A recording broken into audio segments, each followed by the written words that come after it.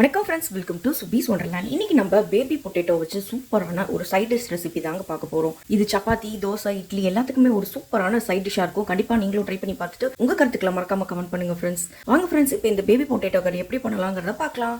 இப்போ ஒரு கடாய் சூடு பண்ணியிருக்கேன். அதில் 2 டேபிள் ஸ்பூன் அளவுக்கு எண்ணெய் ஆட் பண்ணிக்கிறேன். கொஞ்சமாக மஞ்சத்தூள் ஆட் பண்ணிக்கிறேன்.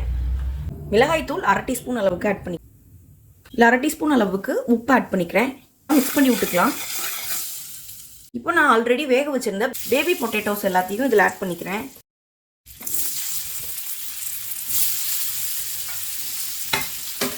நல்லா ஃப்ரை பண்ணி எடுத்துக்கலாம். இந்த உருளைக்கிழங்கு எல்லாமே சூப்பராக ஃப்ரை ஆயிடுச்சு. இப்போ இதை தனியாக எடுத்து வச்சுக்குவோம். இப்போ இதே பேனில் இன்னும் ஒரு 2 டேபிள் ஸ்பூன் அளவுக்கு எண்ணெய் ஆட் பண்ணிக்கிறேன். எண்ணெய் சூடானதும் 1 டீஸ்பூன் அளவுக்கு சோம்பு ஆட் பண்ணிக்கிறேன். சீரகம் 1 டீஸ்பூன் அளவுக்கு ஆட் பண்ணிக்கிறேன். ஒரு ஏலக்காய் ஆட் பண்ணிக்கிறேன்.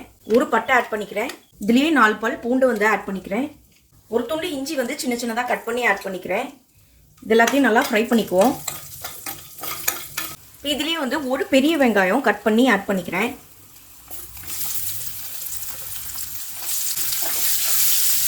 இந்த வெங்காயத்தையும் சேர்த்து நல்லா வதக்கிக்கலாம். இந்த வெங்காயம் வதங்கும் போதே ஒரு 4-5 முந்திரி வந்து இதோட ஆட் பண்ணிக்கிறேன். இதையும் சேர்த்து நல்லா வதக்கிக்கலாம்.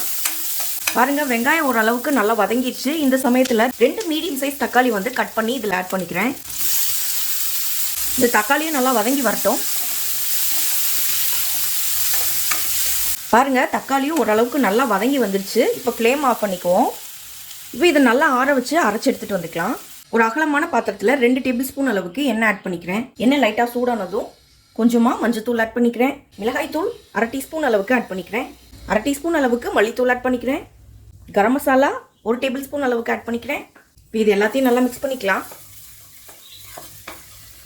இப்போ நம்ம ஆல்ரெடி அரைச்சி வச்சிருந்த பேஸ்ட் வந்து இதில் ஆட் பண்ணிக்கலாம். இப்போ இதை நல்லா வதக்கிக்குவோம். 1/2 கப் அளவுக்கு தயிர் ஆட் பண்ணிக்கிறேன். எந்த கட்டியும் இல்லாமல் நல்லா பீட் பண்ணி எடுத்திருக்கேன். அதை வந்து இதில் ஆட் பண்ணிக்கிறேன். இப்போ இதையும் சேர்த்து நல்லா மிக்ஸ் பண்ணி விட்டுக்கலாம். இப்போ ஆல்ரெடி நம்ம ஃப்ரை பண்ணி வச்சிருந்த பேபி பொட்டேட்டோஸ் எல்லாத்தையும் வந்து இதில் ஆட் பண்ணிக்கிறேன். இதை வந்து இதோட நல்லா மிக்ஸ் பண்ணி விட்டுக்கலாம். இப்போ இந்த கிரேவிக்கு தேவையான அளவு தண்ணி கொஞ்சம் ஆட் பண்ணிக்கிறேன். கொஞ்சம் கெட்டியாக இருந்தால் தான் கிரேவி நல்லாயிருக்கும். அதனால தண்ணி வந்து ஒரு அளவாகவே பார்த்து ஆட் பண்ணிக்கோங்க. இதிலே கொஞ்சமாக புதினா இதில் வந்து இதில் ஆட் பண்ணிக்கிறேன். இப்போ இந்த கிரேவிக்கு தேவையான அளவு உப்பு ஆட் பண்ணிக்கலாம். மிதமான ஹீட்லேயே வந்து 15 மினிட்ஸ் நல்லா கொதிக்க விட்டு எடுத்துக்கலாம் இந்த கிரேவியை. பாருங்கள், ஒரு 10லேருந்து 15 நிமிஷம் வரைக்கும் இந்த பேபி பொட்டேட்டோ கிரேவி வந்து சூப்பராக கொதிச்சு வந்திருக்கு. இப்போ ஃபைனலாக கொஞ்சம் கொத்தமல்லி கட் பண்ணி ஆட் பண்ணிக்கிறேன். இப்போ நம்ம ஃப்ளேம் ஆஃப் பண்ணிக்கலாம். அவ்வளோதான், நமக்கு ரொம்பவே டேஸ்டியான பேபி பொட்டேட்டோ கறி சூப்பராக ரெடி ஆயிடுச்சு ஃப்ரெண்ட்ஸ். கண்டிப்பாக நீங்களும் இந்த ரெசிபியை ட்ரை பண்ணி பார்த்துட்டு உங்கள் கருத்துக்களை மறக்காமல் கமெண்ட் பண்ணுங்கள் ஃப்ரெண்ட்ஸ். மீண்டும் இன்னொரு நல்ல ரெசிபியோட உங்களை மீட் பண்ணுறேன். அதுவரை உங்களிடமிருந்து விடைபெறுவது சுபீஸ் ஒண்டர்லேண்ட். தேங்க்யூ.